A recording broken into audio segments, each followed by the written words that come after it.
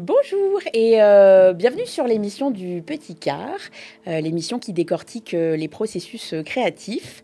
On est de nouveau dans le beau studio C. Si vous vous souvenez, la dernière fois qu'on avait filmé dans ce studio-là, c'était pour l'émission avec Charline.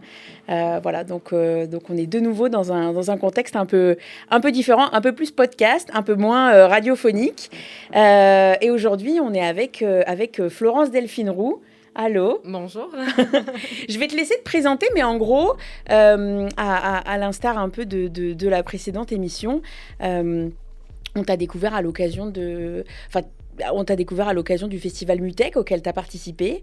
Et à la suite de ça, on s'est dit, on aimerait bien t'avoir avec nous dans l'émission. Je vais pas trop spoiler qui tu es, je vais te laisser te présenter de la manière dont tu le souhaites. Ouais. Euh, Ben, Nous dire un peu plus qui tu es. tout d'abord, merci de m'avoir invité à votre podcast. C'est une première pour moi. Puis, je me présente. Je suis Florence Delphine Roux. Je suis une artiste sonore, mais une artiste numérique. Je travaille beaucoup avec le médium radiophonique. Puis c'est ça, depuis ces dernières années, comme je fais de plus en plus de performances audiovisuelles. C'est ça, vous avez sûrement vu l'œuvre, Chronique d'Éther, que j'avais présentée à l'Esplanade Tranquille à Mutec. Donc, c'était ma première édition de Mutec. Donc voilà, c'est ça. Toi, tu te définis comme une artiste sonore. On décortiquera un peu plus ce que c'est. Mais peut-être tu pourrais nous commencer par nous dire un peu c'est quoi un peu ton parcours et ta formation pour arriver justement à être une artiste sonore aujourd'hui. Oui, c'est ça. Moi, j'ai pas la prétention de dire que je suis une musicienne parce que je viens pas du tout à la base de l'univers de la musique. J'ai un parcours en art visuel. J'ai étudié dans une école des beaux-arts en France qui s'appelle la Villa Arson. Au tout début, pendant mes études, j'avais une pratique plus de l'installation. Puis tranquillement, le son est venu à travers la sculpture sonore, l'installation sonore. Au début, c'est ça, c'était vraiment comme dans l'espace, puis à travers des matériaux. Puis quand je faisais de la sculpture, je découvrais aussi un peu dans la matière les particularités sonores des matériaux avec lesquels je travaillais. OK. C'est ça, là, au niveau de la vibration, puis des sons que ça pouvait produire. Puis tranquillement, c'est ça, j'ai commencé à intégrer de plus en plus de sons dans mes installations. Puis au fur et à mesure, à peu près jusqu'à la maîtrise, là, le son a pris de plus en plus d'importance dans mon travail jusqu'à carrément éclipser, si on veut, l'aspect visuel. Fait qu'à la fin, c'était uniquement des installations sonores où il y avait comme presque plus de sculpture.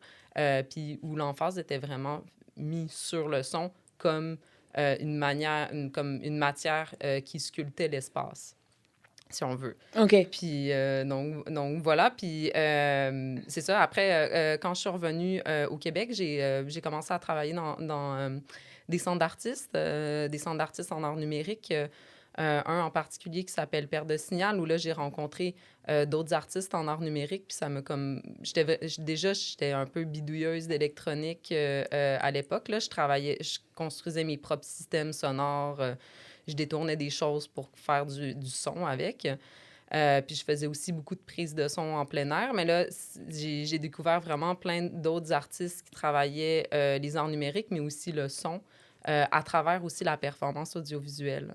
OK. Puis c'est ça. C'est depuis à peu près, je dirais, comme 2022, où là, avant, j'étais comme tout le temps un peu en retrait, puis j'étais plus dans l'univers des arts visuels, arts sonores. Puis là, en 2022, j'ai commencé vraiment plus à me mettre en scène puis à faire de la performance, donc à jouer live. OK.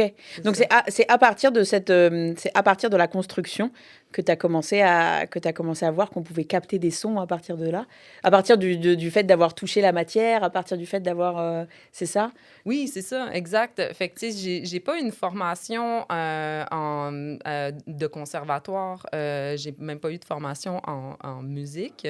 C'est vraiment comme à travers les enregistrements que je faisais sur le terrain. Je fais beaucoup de field recording, là, avec OK. des micros. Puis aussi des lutheries, là, si on veut, là, des objets sonores que je développe que j'ai commencé à faire de la composition avec ça. En même temps, c'est vrai que ça, c'est un vaste sujet. Ça devient presque philosophique, mais je veux dire, à quel... parce que je comprends, t'es très humble par rapport à ça, mais c'est vrai à partir de quand... à partir de quand tu peux dire que tu fais de la musique? À partir de quand tu peux dire que tu fais du son, de l'image? À partir de quand tu peux dire que tu fais de l'artistique? C'est vrai que ça, c'est vrai que c'est une question très, très, très vaste et je pense que n'importe qui peut s'essayer, même si tu n'as pas une formation théorique à la base ou que t'as pas... Parce que tu as quand même fait les beaux-arts. Et, je crois qu'en plus, tu as été major de ta promo. Enfin, tu as reçu les félicitations du jury, quand même, c'est à noter. J'ai eu ça. Non, mais quand même, c'est pas... je veux dire, c'est à noter. Je regarde là-bas parce que c'est vrai que j'ai pas présenté... Encore une fois, c'est Jay qui... je présente Jay qui filme toute l'émission, donc on lui fait un petit coucou, un petit clin d'œil. Mais non, c'est à noter quand même que tu as reçu les félicitations à la fin de ton cursus. Oui, avec comment dire, avec une pratique en art sonore en plus. Donc, alors, tu sais, comme, c'est ça. Non, c'est quand même, c'est bien de le souligner. C'est vrai qu'on se le rappelle, c'est bien de se le rappeler de temps en temps quand même. Ah ouais. J'ai eu les félicitations. Mais en fait, tu es quand même une artiste qui travaille un peu à la croisée des chemins de plein de disciplines. Comment tu définirais, parce que tu construis aussi tes propres matériaux pour capter le son, t'es à la fois une artiste sonore, mais en même temps tu construis, tu captes, etc. Tu es à la croisée des chemins entre plein de disciplines. Comment tu définirais un peu ton... Je sais que c'est une question très vaste, mais comment tu définirais un peu ton univers artistique Est-ce que tu as des influences au quotidien? Est-ce que tu as... Ben oui, c'est ça. C'est souvent, en fait, j'ai remarqué, c'est des artistes un peu qui se retrouvent justement à l'intersection entre les arts visuels puis la composition.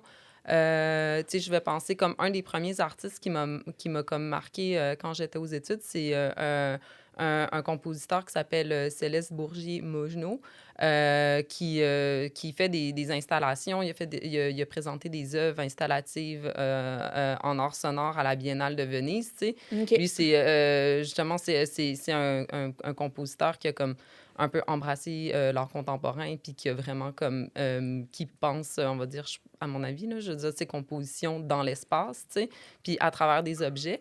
Donc, c'est ça, c'est un mix entre, justement, là, des personnes qui sont, des artistes qui sont souvent à l'intersection de la composition, de la musique, mais aussi des arts visuels. Puis aussi, comme beaucoup de la culture DIY, en fait. Okay. Tu sais, genre fabriquer, faire soi-même, travailler mes propres électroniques. Je travaille beaucoup avec aussi des artistes qui œuvrent dans des Fab Labs. Je ne sais pas si vous connaissez un peu le concept des Fab Labs, Non. qui sont des ateliers avec beaucoup, en fait, d'outils numériques, Okay. mais où il y a vraiment comme l'intention d'apprendre aux gens à faire soi-même ses propres designs, mais de fabriquer plutôt que de passer par des compagnies X ou Y. C'est vraiment apprendre à employer les outils numériques, tu sais. Puis, Un peu altruiste. Enfin, oui, ouais. ben, tu sais, ça, souvent, on fait référence au Fab Lab à travers, genre, les imprimantes 3D, mais tu sais, c'est comme plein d'outils. C'est aussi un des espaces d'accès puis de partage de connaissances. Fait que ça fait aussi beaucoup partie de ma démarche, comme de faire soi-même, construire soi-même, mais aussi dans des partages de connaissances techniques et artistiques, là. Comment ça t'est venu, cette appétence pour construire toi-même? Est-ce que c'est depuis toute petite que tu as ce côté très manuel? Est-ce que c'est...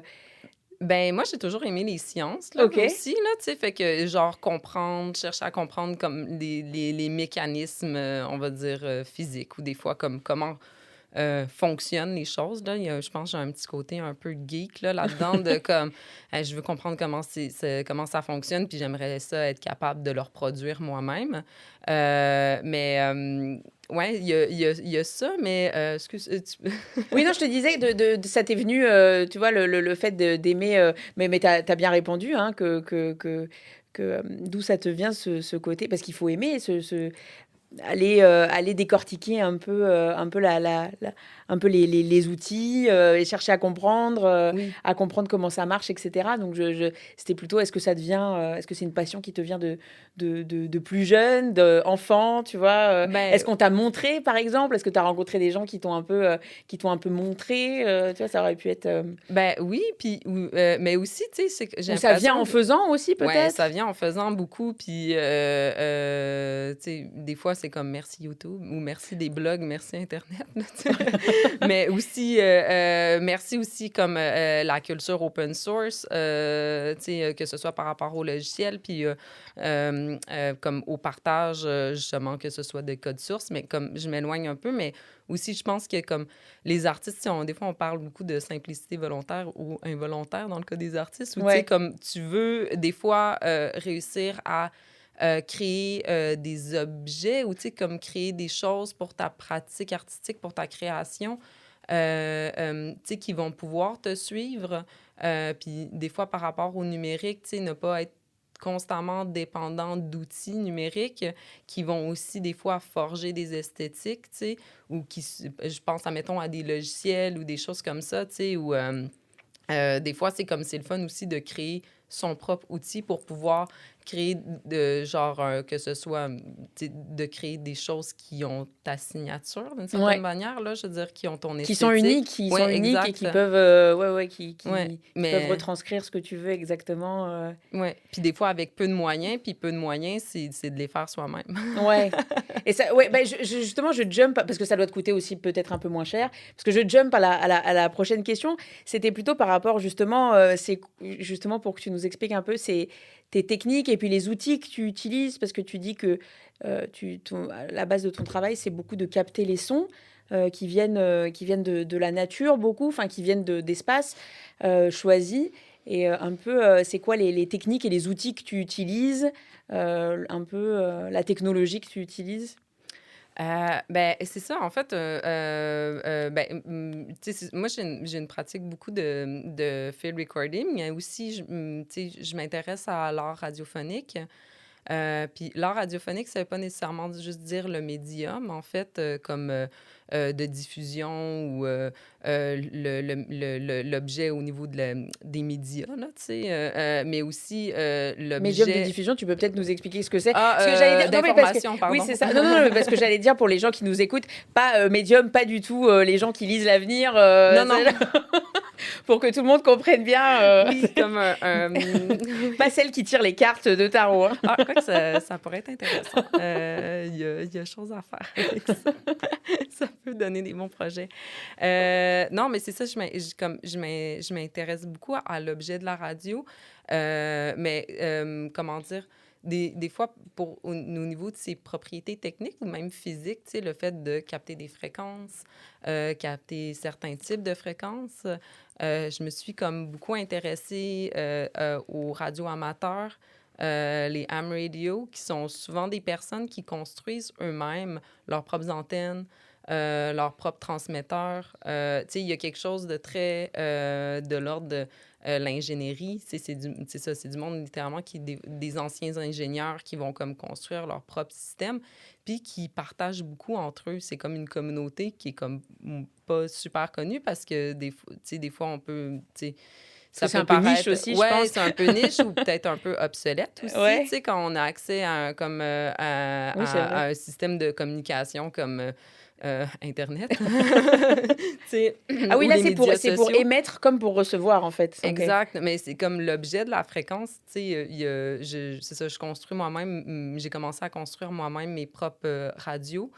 pour aller capter des fréquences qui sont des fois hors bande de celles des AM/FM, mais qui sont, je veux dire, tu sais, le spectre des fréquences est genre super large, puis il y a quelque chose de l'ordre de la science qui m'intéresse vraiment là-dedans, qui me permettent d'aller entendre d'une certaine manière certains phénomènes naturels ou électriques qui nous entourent, qu'on ne peut pas voir à l'œil nu, mais qui font partie de notre espace.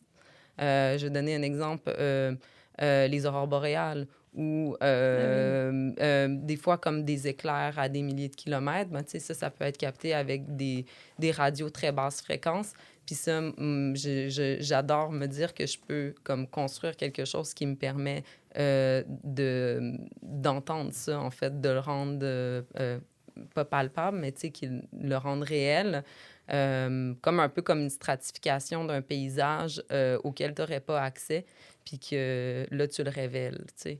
Puis c'est ça, c'est encore mieux quand c'est toi qui le fais. Ouais, non, qu'est-ce que tu arrives à capter de manière très, très, très basique, hein, très pratico-pratique? Quels sont à peu près les sons que tu arrives à capter ou les sons bien particuliers que tu as déjà réussi à capter Ah, ben, des éclats, ben, en fait,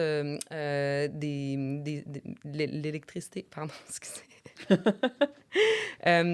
Ben, comment dire, la réverbération des éclairs sur la ionosphère, ça, je trouve ça comme assez magique, mais aussi, des fois, ça peut être le son de mon écran de téléphone OK. ou d'une ampoule. Puis aussi, même moi, je veux dire, mais on en parlera peut-être plus tard, là, mais comme aussi, tu sais, comme nous aussi, on a une charge électrique, tu sais, puis comment des fois, mon corps peut venir interférer avec ça. Fait que, tu sais, je trouve ça comme, ouais, je trouve ça intéressant. Puis après, ben, comme dans d'autres projets, j'ai eu la chance de travailler aussi comme avec des sons d'étoiles qui m'avaient été transmis par des astrophysiciens à OK. l'époque. Fait que, tu sais, c'est comme si... Il y a ça aussi, c'est comme un écho de l'espace. Ah oui, OK, Ouais, c'est exactement. intéressant ça. Puis, donc, c'est ça, c'est des choses qui... Les euh, possibilités sont infinies, en fait. Exactement, c'est ça. Les possibilités sont infinies, genre C'est fou, de j'adore. rendre audibles des phénomènes, c'est comme des phénomènes naturels ou, je sais pas comment, excuse. Non, non, non, non, mais si, si, si, Comme, on... ouais, c'est ça, des choses qui sont comme plus grands que nous, tu sais, qui habitent notre espace, mais qu'on comprend pas qu'on forcément, qu'on comprend n'explique pas pas forcément. mais qui nous sont tellement loin, tu sais, alors que pourtant, on en reçoit les échos de ça, tu Oui, sais. bien Ouais. sûr. Ouais. J'aimais bien ton exemple sur les éclairs. C'était les éclairs dans la ionosphère que Oui, tu... exact. Ça à capter, ça doit être... Comment tu fais ça, Euh, techniquement? ben, techniquement, en fait, c'est genre des radios comme très, très, très, très sensibles, là, OK. de très basse fréquence, où tu vas essayer d'aller couper un maximum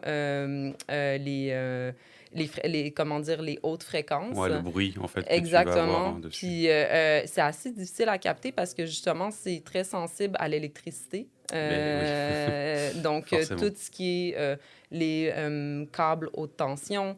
Donc, tu es obligé d'aller dans des endroits un peu plus reculés dans la nature où c'est moins parasité par l'électricité de toutes nos... Ouais, notre pollution, en fait. Ouais, Une sorte de pollution sonore électrique que exactement. nos sociétés émettent. Ouais. C'est ça. Puis, donc, tu sais, c'est ça, c'est ce qui est le fun, c'est que aussi ça m'amène à pour pouvoir capter ces fréquences-là, ça m'amène aussi à des endroits où je peux pratiquer le field recording dans la nature aussi. Oui. Puis, donc, il y a ça qui est beau, ou comme ça m'amène toujours un peu plus loin de la civilisation.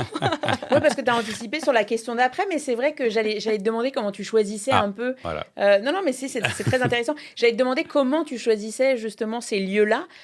Tu y as un peu répondu, peut-être en fonction de la météo, enfin peut-être en fonction des phénomènes météorologiques, peut-être en fonction aussi de t'éloigner un peu encore plus loin de la civilisation, d'avoir justement très peu d'interférences, j'imagine, très peu d'être un peu isolé dans un lieu isolé. Exact. Oui, oui, c'est vrai C'est que... important ça. Oui, puis ben, en fait, moi, il y a un truc sur lequel je m'intéresse beaucoup, tu sais, puis c'est tout ce qui est rapport à le field recording, mais tu sais, l'écologie sonore, qui a été comme un peu développée par Raymond Murray Schaeffer, qui est comme un compositeur canadien.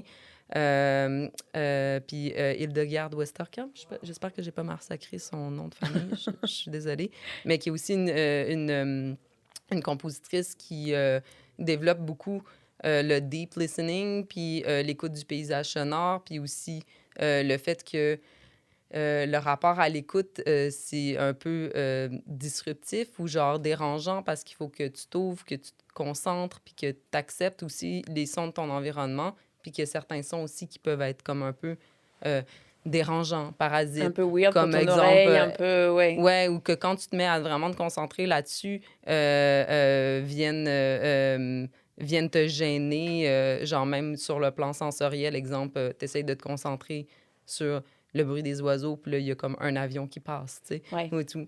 Puis, mais aussi, ça permet ben, tu sais, la pratique ben, tu sais, de l'écologie sonore et tout, c'est aussi une certaine analyse, ben, une découverte de ton territoire. Puis, ben, en écoutant, en fait, les paysages sonores, tu sais, des fois, tu constates les changements climatiques avant même qu'ils aient un impact, va dire, réel de type inondation ou ouragan. Tu sais, quand tu Ouais. vois que au fil des ans, ben, les sons des oiseaux sont plus les mêmes, les espaces, les territoires sont plus habités par la même faune, etc. Fait que, tu sais, il y a comme c'est cet aspect-là un peu au niveau de l'écologie sonore qui m'intéressait beaucoup, tu sais, puis qui m'ont amené à, comme, c'est ça, là, essayer de un peu sonder les environnements dans lesquels je me trouvais, les comprendre, tu sais, avec des enjeux écologiques.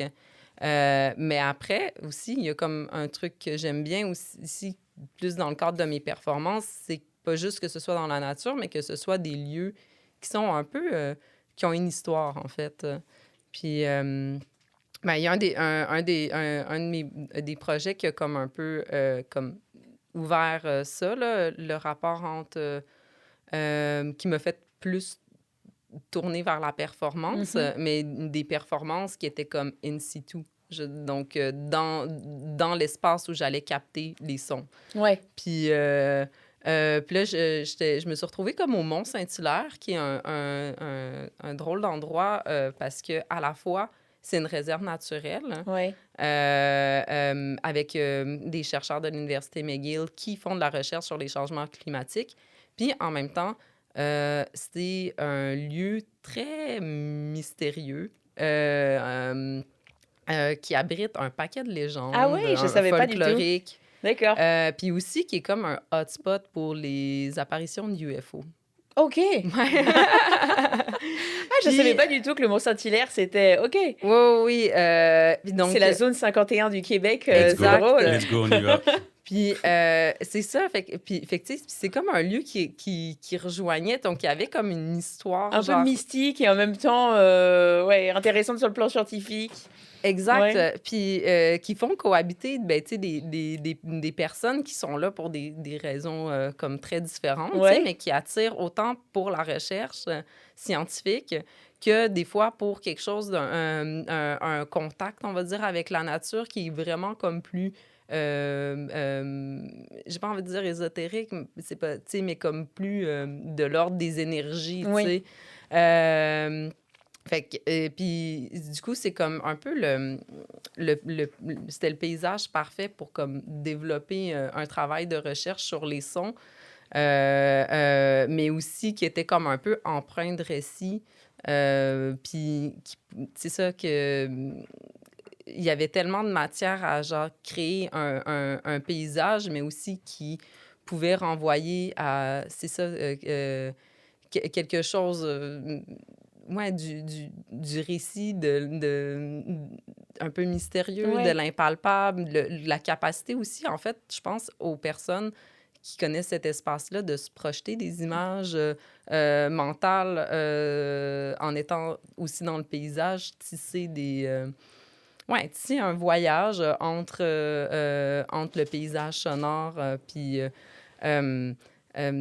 des enregistrements, tu sais, des enregistrements de terrain, mais aussi qui étaient comme parsemés de récits. Puis en même temps qu'il y avait aussi un peu une vocation écologique Ouais. de par l'étude de terrain, puis des collaborations que j'ai eu l'occasion de tisser quand j'étais là-bas avec des chercheurs à l'Université de McGill, justement pour revenir à la science, puis des fois en sonifiant des données scientifiques, donc pour revenir à ce qu'on disait tantôt, des éléments que tu vois pas à l'œil nu, mais qui font, comment dire, qui font constat d'un changement climatique, tu sais, des changements réels sur l'écosystème qu'on ne perçoit pas quand on va se balader, genre un dimanche après-midi ensoleillé, tu vois. Ben oui, le projet, pour ceux qui regardent, c'est VLF, c'est Very Low Frequency. Ouais, ça, c'est le projet de la recherche, puis Sim, c'est la performance qui en a découlé. La performance qu'on a découlé. C'est ça qui est intéressant. Ben, je pense, enfin, si tu nous autorises, mais je pense qu'on pourra passer quelques images après,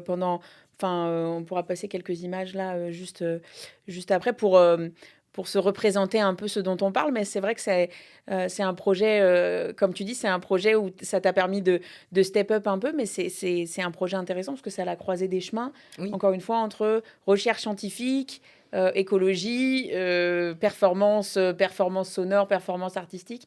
Donc, j'imagine que ça devait être hyper intéressant ça devait être hyper intéressant à faire. Oui, mais ouais, je suis peut-être un peu sautée du coq à l'âne, là. Mais oui, c'est ça. Sim, c'est un projet de recherche qui a été fait au Mont-Saint-Hilaire, à la réserve naturelle Gros. Mais c'est ça où j'ai passé beaucoup de temps, puis j'ai développé une performance in situ pour le mont. Okay. Où il y avait beaucoup de micros ouverts où je captais le paysage sonore en live. J'ai construit des antennes spécialement pour ce projet. spécialement pour ce projet-là. Spécial? Est-ce que tu as fait quelque chose de spécial pour construire ces antennes? Pardonne mes questions qui sont un peu basic, parce que moi, je suis profane là-dedans. Alors, je me dis, est-ce qu'il y avait quelque chose de spécial dans ces antennes exprès pour ça? Ben oui, en fait, elle me permettait justement d'aller capter les très basses fréquences, mais aussi des très hautes fréquences. Justement, des stations de radio, des fois, qui parlaient un peu comment dire, des personnes qui ont des expériences un peu... comment dire... pas paranormal, mais un peu... Ouais, un peu paranormal, ouais. Oui, paranormal, qui ont des expériences paranormales sur le site. Puis à côté, quelque chose de très scientifique qui est, ben, on va entendre des très basses fréquences, des éclairs, puis des éléments naturels autour de nous. Puis, donc, puis aussi des instruments de musique. Donc, je retravaille tout ça qui est capté en live. Donc, que ce soit les fréquences, le paysage sonore, et qui était diffusé sur des cases d'écoute sans fil. Donc, c'est comme une expérience sonore qui était comme très immersive. Donc, c'était pas sur des speakers parce que justement, je voulais pas non plus blaster du son dans une Non, réserve les personnes avaient des casques, hein, c'est ça, Ouais, si j'ai bien exactement. lu sur ton Ouais. site. Tout le monde avait des casques d'écoute sans fil. Fait que tu avais quelque Énorme. chose de très immersif avec des sons des fois en binauraux, donc très spatialisés. Mais c'est ça aussi, comme pas diffusé sur des speakers parce que le but, c'était quand même de pas trop déranger la faune. C'est vrai. C'est un peu... ce serait un peu contre-instinctif de faire... Mais pour l'installation des antennes que tu parlais juste avant, donc toi, tu les installes, tu te fais aider, tu as une équipe qui t'aide dans ces cas-là pour les installer ou pour les Ou fabriquer. tu portes tout toute seule jusqu'en haut du Mont Saint-Hilaire. Non, je sais, parce que c'est vrai que là, je me représente pas. Est-ce que c'est grand? Est-ce que c'est de la petite antenne portative? Est-ce que Non, c'est deux grosses antennes. Ouais. Pas Oui, mal, j'ai vu les images, c'est grand. Hein. C'est 2 fois plus grand que toi. Oui, mais elles sont complètement démontables. Ah, ok, d'accord. Ouais. Puis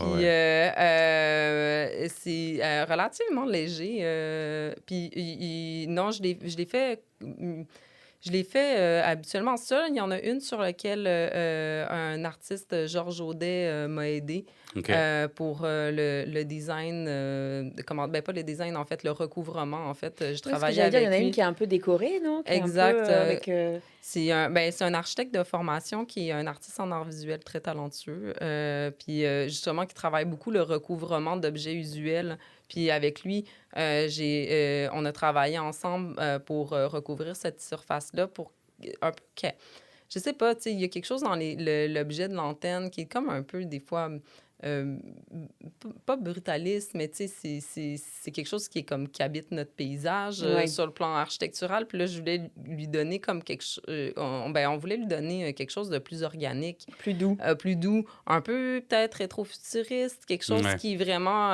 mais en même temps, qui ne perdait pas ses qualités au niveau de... de l'électricité de conductivité. Fait elle est recouverte aussi de filets de cuivre, qui est le matériau principal avec comme toutes mes antennes sont faites, là, parce que c'est vraiment le matériau qui offre le plus de conductivité puis qui est l'idéal pour la fabrication de mes antennes. Donc, tu sais, elle garde quand même des qualités électrostatiques, tu sais. Ok, ouais, Fait d'accord. que c'est ça. Pas mal.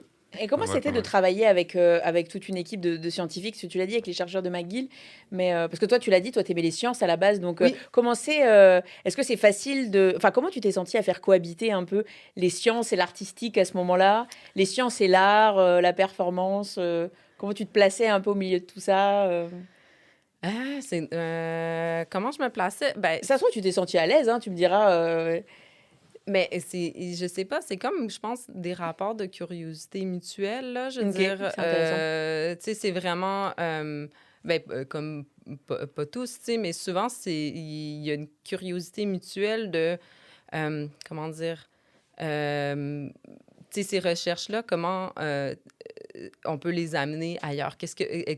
Comme une certaine intrigue, on va dire, de leur part, d'utiliser des matériaux récoltés sur le terrain, pas juste pour, je veux dire, faire un rapport scientifique ou des articles ou, tu sais, de la recherche, mais que ça devienne un matériau brut de création, mais aussi qui sert la recherche, tu sais. Parce qu'elle révèle sous une autre forme, tu sais, le fruit de leur, tu sais, le fruit de leur travail, tu sais. Mm. Puis moi, en même temps, je trouve ça comme passionnant à quel point il y a certains éléments, même visuels, qui ont des qualités esthétiques dedans. Je vais donner un exemple, une banque de données de data qui prend constat de l'évolution du sol par rapport aux serres de Virginie peut donner une partition de musique genre sublime, tu sais. Puis il y a quelque genre on dirait que ça, tu sais, ces variations-là comme évoquent quelque chose d'un peu dramatique d'une surpopulation due à un changement climatique, dû comme un appauvrissement de la faune.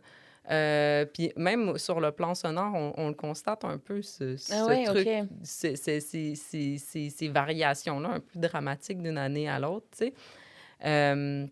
Donc, non, c'est ça. Puis même, j'avais rencontré un chercheur qui travaillait sur les micro-tremblements des gaz qui s'élèvent à la surface de l'eau, tu sais.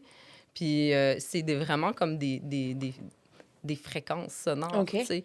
Puis d'ailleurs, qui est un projet que j'aimerais bien développer de comme sonifier ces micro-tremblements-là qui résultent de des grands bouleversements sur, comme sur l'échelle planétaire. Ok. Là, tu sais. Ok, Donc, ok. au niveau de l'émanation des gaz et tout, donc de l'eau. Ouais, Donc, donc il y a quand même. ouais, c'est ça, il y a quelque chose d'assez poétique. Je trouve qu'il y a beaucoup souvent de poésie, en fait, dans la science. Oui, j'allais dire, derrière tes projets, il y a quand même une grande conscience un peu écologique, quand même. Oui. Ça doit être. Enfin, si tu dis qu'après tu captes des sons qui permettent de te rendre compte la dégradation écologique, je me dis ça doit être quand même Ben, un peu, ça doit être quand même un peu c'est déprimant. ça le truc. Mais il y a une grande conscience écologique derrière tes projets. Mais oui, mais en même temps, tu sais, en même temps, tu sais, comme quand tu passes beaucoup de temps à écouter l'environnement, à un moment donné, tu sais, c'est un peu, faut comme un peu, on dirait qu'il faudrait limite se boucher les oreilles pour pas s'en rendre compte, là, tu Ouais. sais. C'est, à un moment donné, c'est un peu, c'est un peu inévitable, mais tu Ouais. sais, je traite aussi d'autres choses dans mon travail, là, je veux dire, c'est pas que ça. Oui. Non, c'est sûr. Et parce que en recherchant pas mal en préparant l'émission, il y a beaucoup les termes dans ta description, sur ton site, dans beaucoup d'articles, etc., pour plusieurs de tes projets. Il y a beaucoup les termes cinéma pour l'oreille, que j'ai trouvé hyper poétique, encore une fois, hyper beau. Et puis justement, médium radiophonique. Je me demandais, qu'est-ce que ça signifiait pour toi ces termes comment ça résulte un peu, comment ça se retranscrit un peu dans ton travail? Tu sais, c'est le cinéma pour l'oreille, puis, tu sais, c'est vraiment quelque chose qui est comme tu sais, qui a été développé pour, comme à travers la musique concrète, puis tu sais,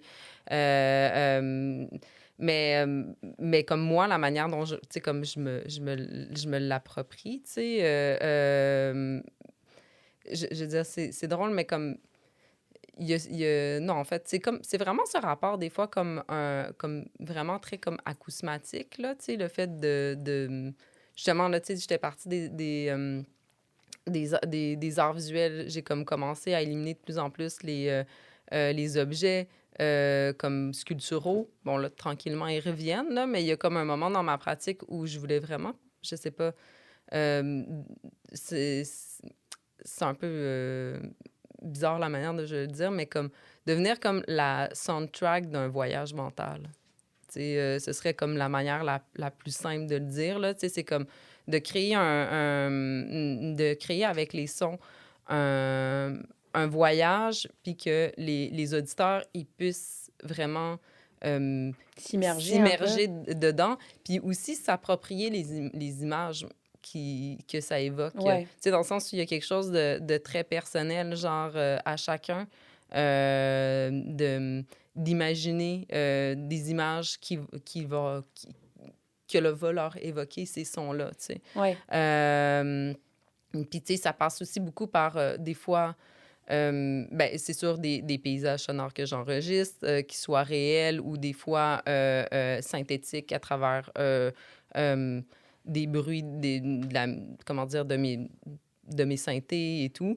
Mais aussi, des fois, des bribes de paroles, puis des fois, peut-être essayer sans comme créer un récit, tu sais, mais qu'il y ait des bribes de voix qui puissent évoquer aussi une genre de forme de récit. Donc, tu sais, ça vient comme vraiment appuyer comme un voyage intérieur. Ça, si c'était on dans veut. un des projets que j'ai écouté, là, le projet Nashville, où il y Oui, avait beaucoup de gens qui parlaient. ouais, Et, c'est une de mes passions, là, comme enregistrer des radios very high frequency, là, tu sais, donc qui sont sur des longues portées. Donc, j'ai beaucoup je travaille beaucoup avec des radios CB aussi, Ouais. qui me permettent d'aller chercher des fréquences sur d'autres territoires, dont les États-Unis. Puis, il y a beaucoup de contenu assez, des fois, comme intéressant là-dessus. Puis j'aime bien, justement, les déconstruire, puis les intégrer avec d'un son, tu sais, comme pour leur apporter, des fois, comme une charge dramatique amplifiée. Exactement. C'est exactement la sensation. Parce que je me suis immergée un petit peu pour la préparation de l'émission. Donc pendant que je préparais, j'ai écouté un peu quelques projets. Florence a pas mal de projets disponibles sur Bandcamp, tout ça. Donc effectivement, c'est vraiment un voyage, quoi. Moi, j'avais mon casque insonorisé et c'était très agréable à écouter. Ça dure longtemps et on s'immerge, quoi, effectivement.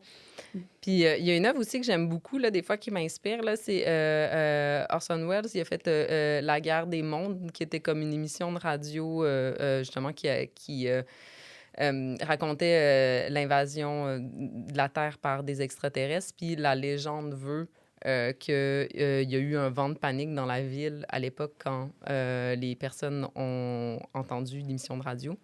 Non, George Orwell, Orson Welles, je me mélange tout le temps. En tout cas. Puis bref, ça me passionne. Là. Hein? Orson Welles. Orson Welles, OK. Les noms se ressemblent vachement. Ouais, un peu. Orwell, c'est... Oui, mais Orwell a fait aussi des dystopiques, 1984. Oui, mais il fait aussi des œuvres dystopiques et des œuvres... C'est pour ça que... Oui. Non, même combat. Même consonance, même combat. C'est pas comme confondre avec Victor Hugo, tu vois. Là, il y a quand même des ressemblances. Il y aurait une petite différence. Mais oui, pardon, on t'a coupé. Mais Mais non, c'est pas grave, merci. Merci. Je sais comme, hey, j'espère que je suis pas en train de dire une grosse bêtise. Il va se retourner dans sa tombe. Mais ouais, c'est ça. Puis justement, l'espèce de charge comme du récit, admettons, comme dans ce cas-là, peut avoir probablement un impact dans le réel, tu sais, puis juste via le médium radiophonique, tu sais, comme via la radio ou juste le son ou la voix, le fait qu'il y ait comme un récit qui soit véhiculé, mais comme dans l'espace sonore, là, tout de suite, comme on dirait que ça... C'est ça, là, c'est comme... C'est un cinéma, mais ben, c'est un récit, là, tu sais, radiophonique, tu sais, mais qui s'emprunte dans le réel. Puis que là, j'aime bien le fait que ça crée un vent de panique ou que les gens y croient encore plus parce que ça vient de quelque chose qui est associé à l'information. Là, et t'as pas les images, peut-être aussi. Oui, exactement. Du coup, tu peux tout imaginer. Exactement. Oui, le côté radiophonique, t'as pas tu peux imaginer n'importe quoi et ça crée peut-être d'autant plus de panique. Oui, c'est pas comme une vidéo. Ouais, en tout cas, ben quoi qu'il peut avoir. Non, mais tu te représentes pas la chose et quand t'as juste les bruits, ça peut être très, très angoissant, effectivement. Puis ça aussi, c'est le fun de jouer avec les sons puis de créer une forme de fiction par rapport aux sons qui évoquent justement comme dans un lieu comme le Mont-Saint-Hilaire où il y aurait probablement des phénomènes étranges qui se créent, qui se produisent. Ben des fois, c'est un peu comme vivre l'expérience de la maison hantée ou quelque chose où chaque bruit devient l'élément déclencheur d'un imaginaire. Tu sais, quand tu sais que tu es dans un endroit qui est comme qui a une certaine aura, là. Tu sais, on dirait que tout de suite, ton imaginaire a tendance à encore plus interpréter le moindre son, le moindre bruissement, craquement. Tu sais, ça devient vraiment... tout à fait. Ouais, ça ouvre la porte à...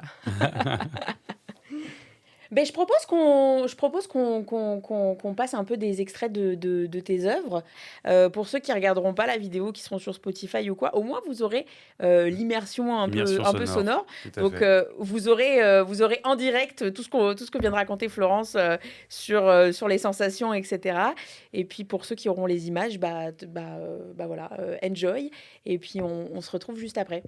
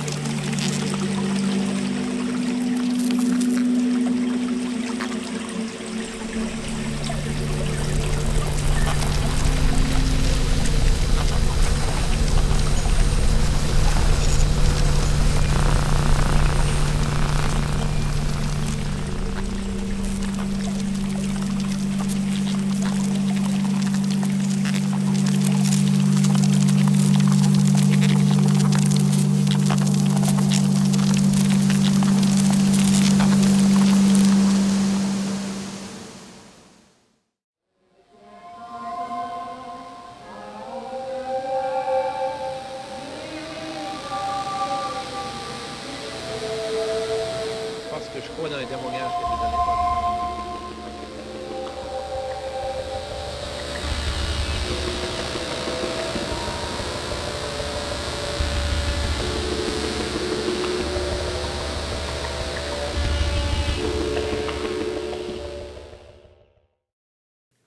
Bon, bah ça y est, on est de retour après avoir apprécié quelques extraits de ton travail. J'avais une question, mais tu as un peu répondu, tu as déjà évoqué quelques bribes avant la petite pause. Est-ce que quand tu crées comme ça, qu'est-ce que tu as envie de provoquer chez le public? Je parle émotionnellement, sensoriellement, etc. Est-ce que tu as envie j'imagine que tu as envie que l'auditeur soit dans une écoute active, devienne un peu acteur du truc. Ben oui, tu sais, il y a comme une notion un peu de comme deep listening, là, d'écoute profonde qui est comme que j'aime beaucoup. Mais en même temps, des fois, tu sais, j'aime bien aussi déranger, aussi perturber cette écoute profonde-là, des fois avec des éléments comme un peu plus noise, justement détourner, retravailler certains sons captés en direct, puis venir un peu comme déranger, perturber l'auditeur. Mais c'est ça, c'est que je pense que j'en ai un peu parlé, mais comme créer un voyage, puis aussi révéler un peu différentes stratifications tu sais, de notre environnement, mais en même temps, comme je pense que dans l'expérience d'écoute pendant un show, c'est pas, tu sais, c'est intéressant à savoir, mais c'est pas nécessaire non plus pour la personne qui écoute de savoir ça, en fait, nécessairement. Je pense que c'est plus le fait de, comme, des fois, d'être porté, d'être transporté. Ça peut sembler un peu banal, là, mais puis de vivre une expérience ensemble. Parce que je pense que dans l'expérience de l'écoute, puis des fois de l'écoute profonde, tu sais, il y a comme aussi une notion euh, de comment tu vis comme tu sais, l'œuvre dans l'espace dans lequel tu te trouves, mais aussi avec les personnes avec qui tu te trouves, tu sais. Puis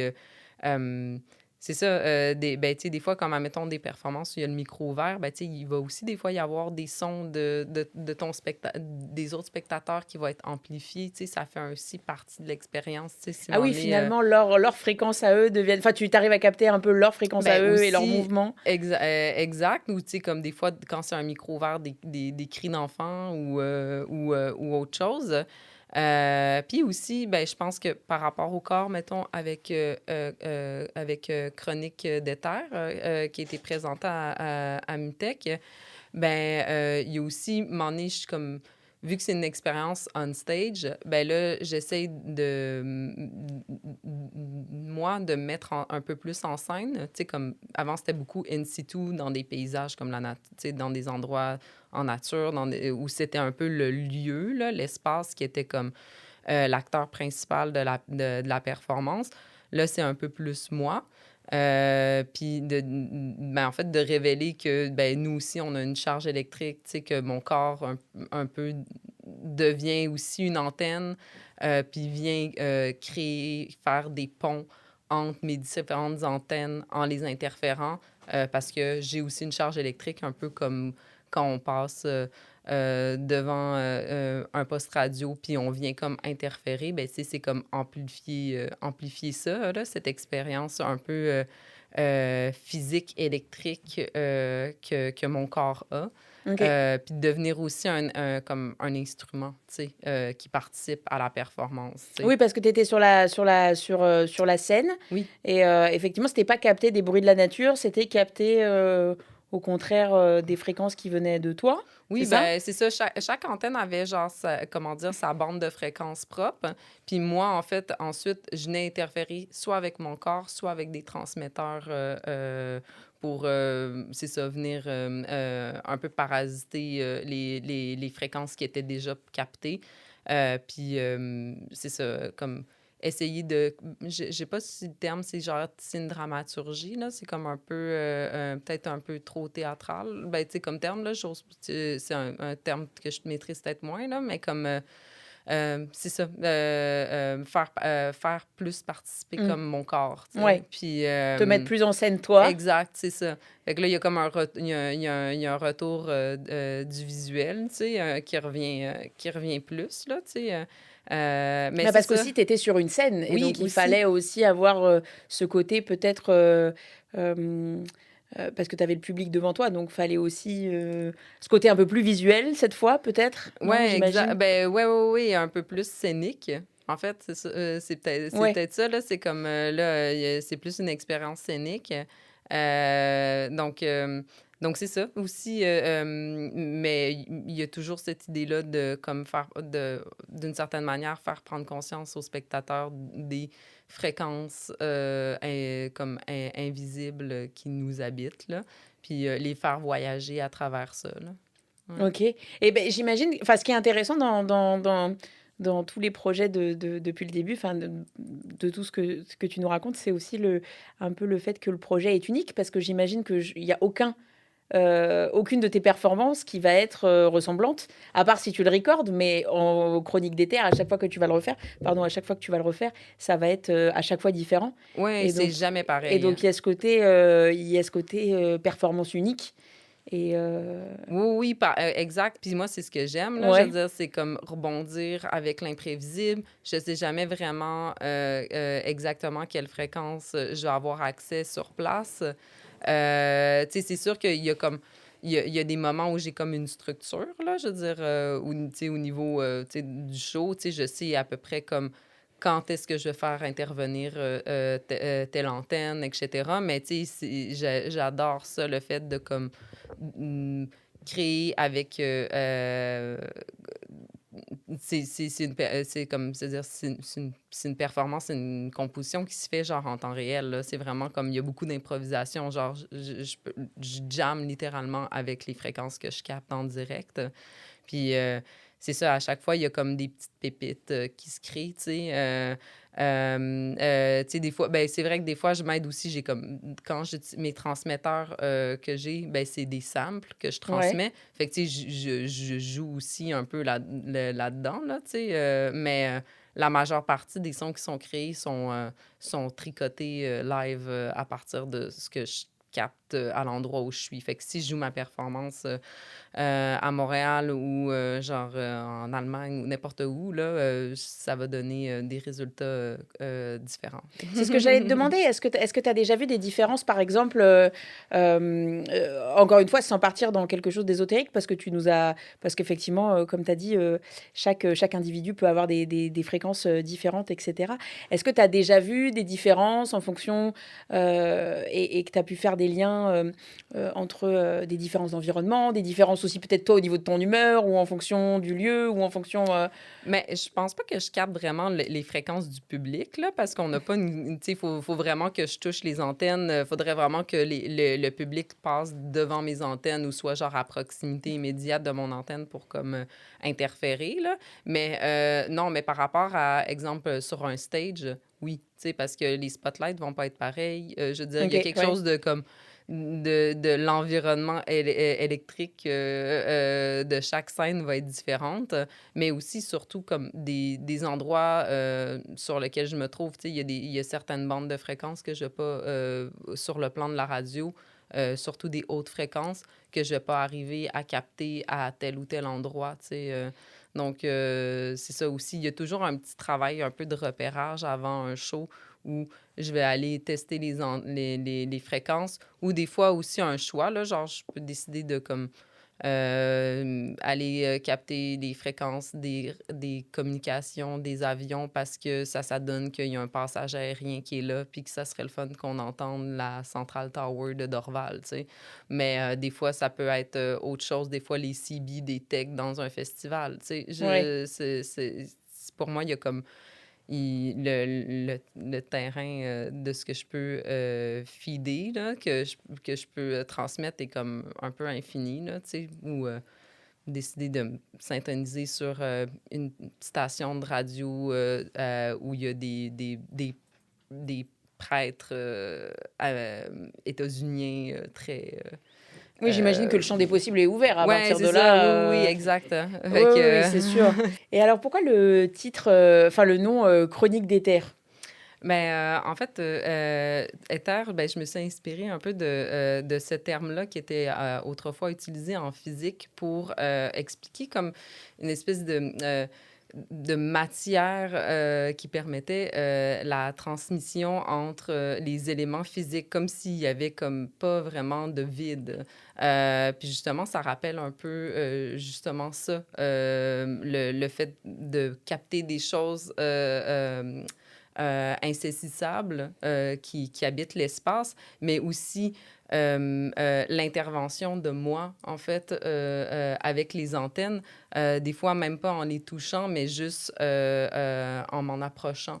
Donc, il y avait quelque chose d'un peu, c'est ça, là, comme une matière qui est comme éthérée entre mes antennes, entre mes structures, ces fréquences-là qui habitent l'espace.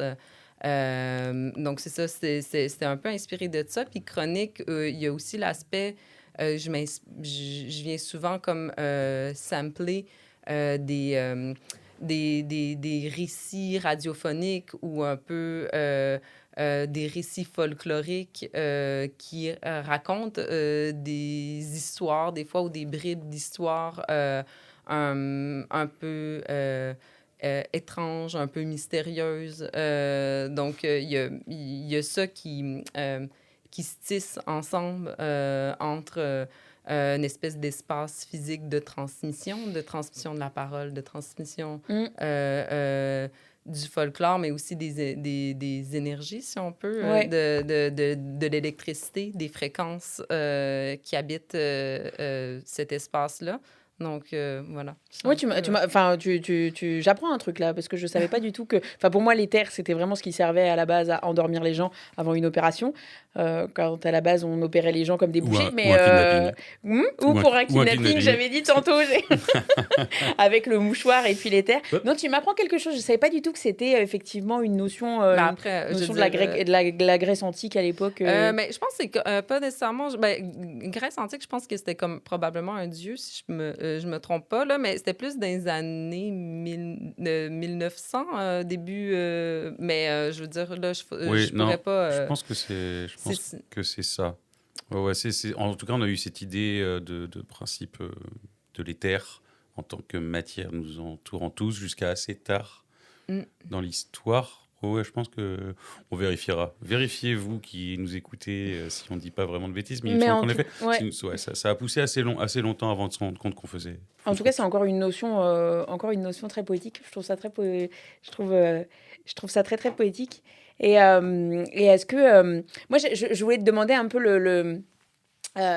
euh, souvent quand les gens t'écoutent ou quand les gens s'immergent un peu dans ton art, c'est quoi un peu les retours que tu as? Bah, sans doute que les retours sont toujours positifs, mais qu'est-ce que les gens est-ce que des fois les gens t'ont dit que ça avait provoqué des choses un peu, c'est quoi le retour que t'ont fait les gens souvent après ces expériences? Les gens, ils sont assez curieux, là. Souvent, ils veulent comprendre d'où viennent les sons, comment ça fonctionne. Tu sais, il y a des gens qui sont comme un peu comme curieux sur le plan de la technique, là. Ouais, Après, des fois, tu sais, c'est sûr que des fois, ça pique la curiosité, admettons, des radios amateurs qui vont peut-être des fois reconnaître des voix qu'ils ont entendues sur les fréquences, puis qui reconnaissent. ouais. Euh, mais je sais pas, de manière générale, les gens me disent qu'ils ont été transportés. Ouais. Tu sais, qu'il y a quelque chose d'assez comme planant, voire méditatif, Ouais. souvent. Tu sais, que ça leur permet d'avoir peut-être comme une expérience qui est, c'est ça là, assez introspective. Donc, ouais, c'est ça. Aussi, peut-être des fois, comme de décrocher, puis de laisser aller ses pensées. Ouais, son imaginaire, ouais. Exact. Mm. Mais, ouais, c'est ça. Comme, c'est ça, quelque chose d'assez planant, là, je dirais. Hein. Est-ce que finalement, ouais, est-ce qu'il y a des gens qui ont pas du tout demandé d'explication, par exemple? Parce qu'il y a toujours effectivement des gens qui ont envie de comprendre vraiment les détails de ce que tu fais. Et puis j'imagine des gens qui se laissent un peu plus porter et qui demandent pas forcément plus de détails que ça. Oui, oui, il y a des personnes qui ont pas, qui cherchent pas à donner, à avoir plus de détails. Puis je pense que c'est ça aussi, c'est comme, c'est intéressant quand on connaît, genre, la recherche qui a été faite derrière, mais le but, c'est quand même de faire comme, tu sais, de créer quelque chose qui peut être, genre, autonome, là. Je veux dire, qu'on peut apprécier, qu'on peut vivre sans savoir la source de tous les sons, tu sais. Ouais. Puis, tu sais, justement, comme tant mieux, je pense que, tu sais, ce serait peut-être comme un peu dommage de devoir avoir toutes les clés, genre, conceptuelles ou ou technique pour pouvoir apprécier ce que je fais, tu sais. Ouais. Genre, j'aurais peur d'avoir loupé, tu sais, comme d'être Ouais, passé à que côté la de part quelque du chose. mystère, la part Ouais. du mystère fait partie intégrante de Oui, la exact. chose. Puis même moi, je veux dire, il y a des choses que je trouve mystérieuses dans ce que je fais. Genre, j'essaie de... Il y a quelque chose de la construction, mais il y a aussi des fois ou des moments où il y a des sons, je peux pas dire d'où ils viennent.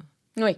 C'est ça. Ouais. Même moi, tu sais, des fois, je me laisse surprendre sur ce que je capte. Puis je suis comme, ça, je l'avais pas vu venir. Oui, puis il y a un petit côté enchanteur à imaginer que c'est quelque chose, je sais pas ésotérique forcément, mais quelque chose de fou. Alors, si tu avais l'explication Bah, réelle... UFO sur le Mont Saint-Hilaire, peut-être. Ouais, voilà. On ne sait Non, mais pas. parce que si jamais tu avais l'explication réelle de ce que c'était, si ça se trouve, tu serais en mode « Oh, Tu c'est perdrais un peu la magie. c'est juste mon doigt qui a touché la prise jack. » Tu sais, Ouais. ce Oui. petit son électrique qu'on entend dès Mhm. qu'on va venir se plugger. Comme tu disais, l'électricité de notre corps qui produit des sons. Tu as peut-être des fois envie de pas penser que c'est toi qui as fait une erreur. Ex- Et mince. Ben oui, et peut-être que ça va devenir Ou peut-être un fantôme. Quelque chose Ouais, d'extrêmement mystérieux. Un soir sur le Mont Saint-Hilaire, toujours une fois. Et j'allais te demander aussi, parce que il y a quand même si ton art est avant tout sonore, comme tu as dit, il y a quand même il y a quand même un certain esthétisme, ben, notamment dans VLF, le projet dont tu as parlé tantôt. Et on te voit beaucoup sur les images, par exemple, tu es assise par terre directement, donc au milieu de la nature.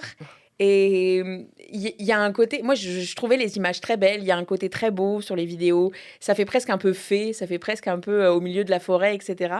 Et il y a quand même cet esthétisme qui est très beau. Est-ce que c'est voulu que tu sois... Et souvent, d'ailleurs, les images que je vois, même sur d'autres projets que tu as sur ton site, souvent, tu es souvent dans des positions qui sont pas forcément hyper confortables pour toi.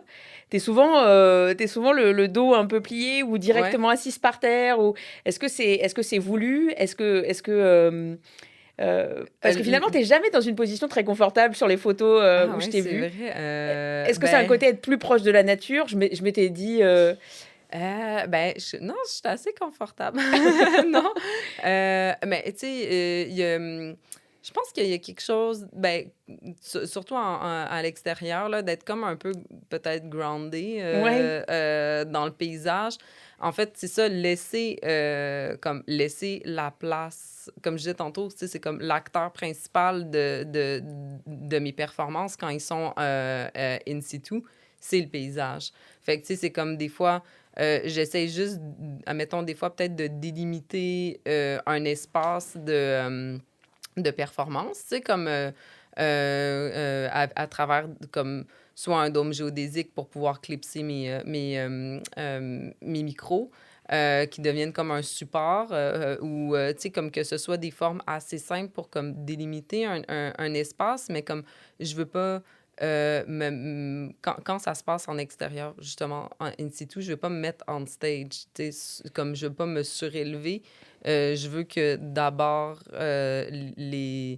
c'est ça, que ce soit l'espace, pardon, l'acteur principal du show. Fait que c'est ça.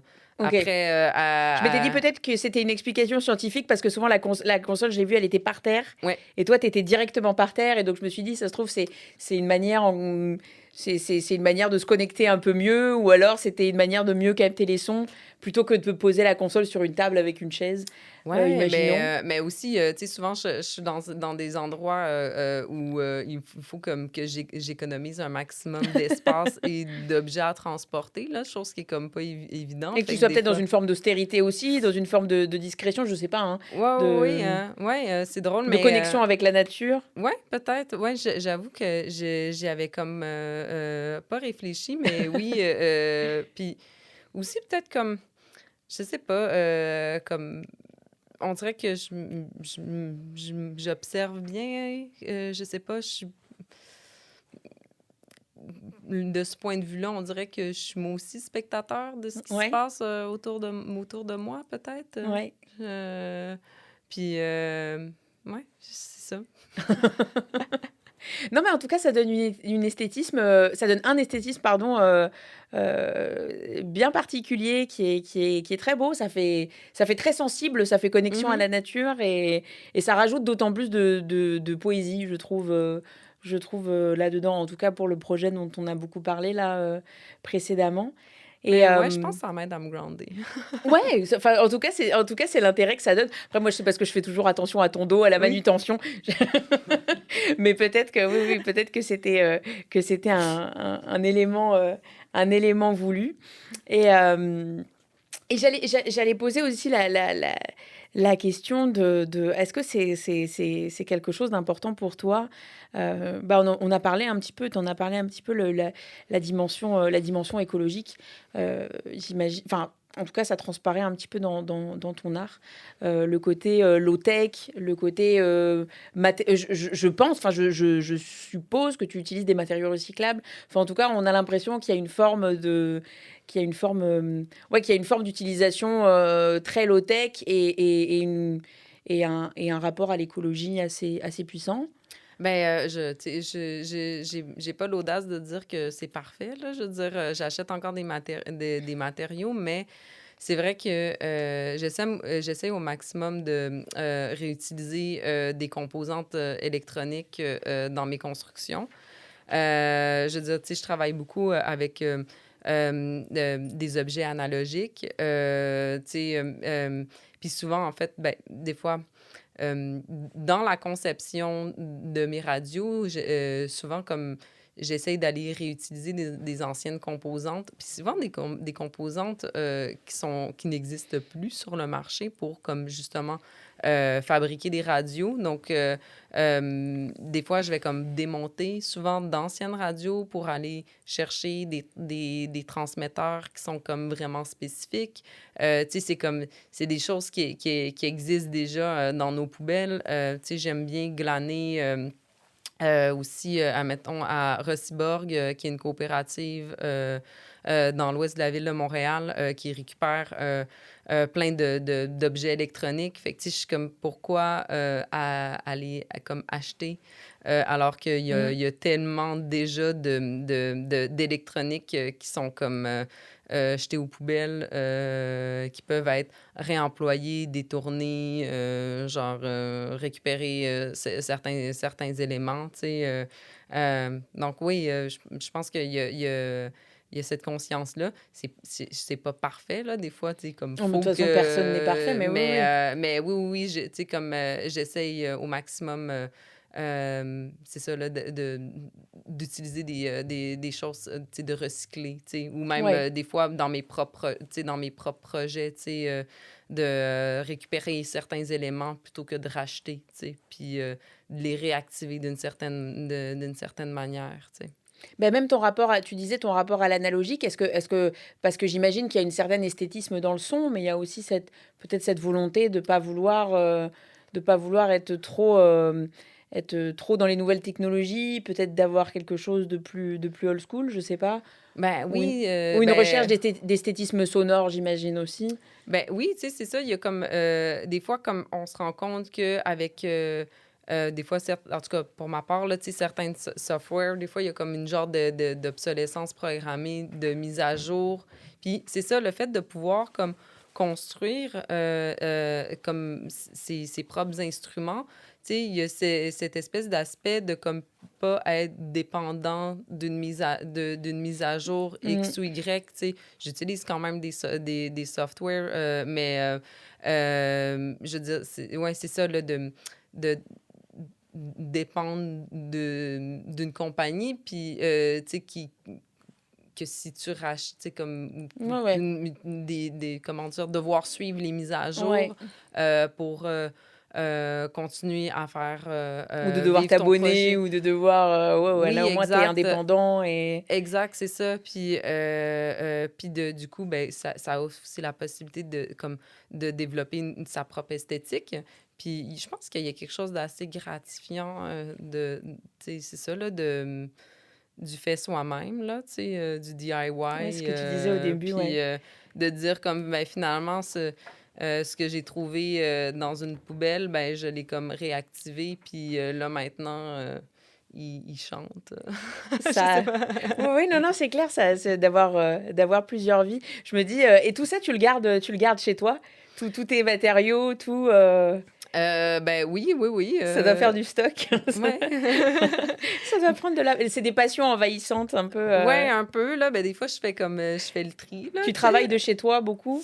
Oui, ben ouais, en fait, j'ai la chance, en fait, d'habiter dans une coopérative d'habitation d'artistes en arts visuels. Puis on a un espace qui est un espace de galerie qui s'appelle La Chaufferie, OK. adjacent à mon immeuble. Bref, c'est un détail, mais non, j'ai la chance de pouvoir avoir mon atelier chez moi puis de pouvoir emprunter cet espace-là qui est La Chaufferie Ah ouais, super. pour faire des tests ou des fois comme des résidences lorsque je vais travailler sur des projets en volume comme mes antennes, tu sais, que je peux pas nécessairement réaliser chez Dans moi. le salon. Exactement. Donc, c'est ça. Fait que, tu sais, c'est comme j'ai mon studio à la maison, OK. j'ai un endroit où je peux faire mon électronique, mais c'est ça, d'où l'importance qu'il y ait des espaces, tu sais, des espaces de des espaces de création. Des espaces dédiés, ouais. Exactement, des espaces dédiés pour ça. Fait que, voilà. Et j'allais te... Parce que tout à l'heure, t'as parlé de capter des sons un peu en dehors un peu en dehors des frontières, enfin même des radios qui étaient aux États-Unis, etc. Et est-ce que par exemple, aller capter des sons en dehors du pays, est-ce que ce serait quelque chose qui t'intéresserait? Est-ce que tu penses que ce serait bien différent, aller vraiment dans des contrées très lointaines pour capter des sons ou aller Mais hors frontières canadiennes? honnêtement, genre, déjà, tu sais, avec une bonne antenne loop, là, tu sais, qui est une antenne avec un gros rond, là, tu sais, comme la rose qu'on a pu voir dans l'extrait, déjà, il y a moyen d'aller chercher des fréquences à quand même assez hautes, tu sais, assez loin. Mais aussi, tu sais, c'est possible aussi comme... J'avoue que souvent, je m'amuse aussi comme à en écouter en ligne, tu sais. Tu sais, un peu tu sais, chiner des fréquences, des broadcasts qui sont diffusés en ligne. Mais je veux dire, comme... Je sais pas comment expliquer. Il y a rien comme être sur place puis de découvrir une nouvelle fréquence Ben oui, aussi, tu c'est sais. parce que en découvrant ton travail, ça me faisait penser, tu sais, aux scientifiques qui sont allés capter les sons à l'intérieur des grottes glaciaires Oui, oui. en Antarctique et Oui, tout. oui, tout à fait. Et je sais pas si tu te rappelles, Jay, on était allé voir justement dans la galerie d'art qu'on était allé voir avec justement Oui, tout à tu te fait. rappelles Oui, et oui. qui était allé capter des sons du glacier et c'était absolument incroyable, absolument magnifique et tu as aussi l'impression que c'est une symphonie, enfin je veux dire le glacier est mouvant et ils ont capté des bruits un peu comme à l'instar de tes œuvres, ils ont capté des bruits d'orage, ils ont capté des Ouais, ouais. bruits du glacier qui se déplace. Donc c'est pour ça me fait penser aussi un peu à ça, d'aller directement capter des sons sur place dans des lieux bien spécifiques comme là, le glacier. C'est sûr que c'était exactement pareil, tu te mettais allongé et tu écoutais le bruit de ce glacier, c'était incroyablement immersif, incroyablement reposant. Et effectivement, les bruits de la nature, ça peut être assez incroyable. Oui, oui, oui. Non, c'est Bon, clair. après, il faut le budget aussi d'aller en Oui, Antarctique. c'est Mais... Ça, c'est autre chose. Ça, c'est peut-être Ça, pas c'est très autre chose. écolo-friendly, ça. Non, mais c'était pour ça que je m'étais dit, ça se trouve... après, on peut avoir des rêves aussi, hein, de se Ah dire, bah, il faut. je rêve d'aller capter ce son-là à l'autre bout de la planète. Moi, j'imaginerais mais c'est capter un c'est volcan, clair, tu sais. si un jour j'ai l'occasion, je serais partante pour aller mettre des hydrophones dans des glaciers. Il n'y a aucun problème. C'est sûr, c'est certain. Et ce serait quoi un peu tes projets là pour la suite, Florence Ben là, pour la suite, je vais avoir la chance de faire une résidence cet été dans un centre d'artistes à Québec en arts sonores. Un centre d'artistes qui est dédié pour les arts sonores et électroniques qui s'appelle Avatar pour un prochain spectacle à Mutec en 2026. OK. Donc là, justement, je vais continuer à travailler avec les fréquences radio. On va voir, ça va être un peu comme une nouvelle littératie de chronique d'éther. Je vais essayer de pousser ça plus loin, mais aussi, je vais tisser des liens avec des collaborateurs pour pouvoir expérimenter aussi, développer des nouvelles antennes qui sont peut-être pensées. Je ne sais pas, en fait, mais c'est ce qui m'attend, là. Je suis dans une phase de recherche puis de création. J'ai réactivé comme le goût de la pratique de la sculpture, justement avec... Tes premiers amours. Oui, exactement. Je suis un peu revenue à mes premiers amours de la sculpture, de la sculpture sonore, puis de comment je les mets en scène, mais dans un contexte scénique. Donc c'est ça. C'est beaucoup de recherches. J'ose pas trop en dire parce que je sais pas où cela va mener, là. Mais c'est ça, tout ça pour dire que vous allez avoir l'occasion de me revoir à Multech en 2026. Ouais. Ah, bah c'est super. Mais en tout cas, j'ai beaucoup aimé notre conversation aujourd'hui. Merci beaucoup d'être venu nous parler de toi, de ton art. Je sais que c'est pas un exercice qui est forcément facile, mais en tout cas, j'ai passé un très très bon moment. Mais merci beaucoup de m'avoir invité. Puis j'espère que ça t'a plu aussi. J'espère que l'exercice t'a plu aussi, parce que c'est jamais facile de parler de soi et de son art pendant plus d'une heure. C'est jamais. Non, mais c'est vrai, c'est pas un exercice qui est facile. Puis, c'est ça, j'espère que j'ai pas été trop décousue, tu sais, des fois, quand on parle de choses ben, tu sais, on est aussi un peu dans la recherche. Un peu passionné. Passionné, mais aussi, tu sais, comme notre pratique, c'est jamais statique, tu sais, on est toujours un peu comme dans la recherche. Donc, tu sais, des fois, ça crée peut-être des discours qui sont comme... évolutif. Non, pas du tout. Enfin, moi, en tout cas, j'ai tout compris. Oui, j'ai adoré t'entendre parler de ça et j'ai passé vraiment un très, très bon moment. Donc, merci pour ça. On te souhaite plein de bonnes choses pour la suite, vraiment. On sera là, je pense, en 2026, on sera là. Pour le prochain Multech. On sera à Multech. Et j'espère que vous aussi, vous avez passé un bon moment. Je sais jamais quelle caméra je dois regarder. C'est un peu stressant, donc je vais essayer de regarder un peu des trois. Merci de nous avoir écoutés. Comme d'habitude, on est disponible Spotify. Là, il y aura la vidéo sur YouTube. Il y aura aussi l'audio sur choc.ca. Voilà. Nous, on se retrouve dans 2 semaines. En attendant, prenez soin de vous. Et puis on se retrouve très, très vite. Des gros bisous. À bientôt. À bientôt. Merci beaucoup.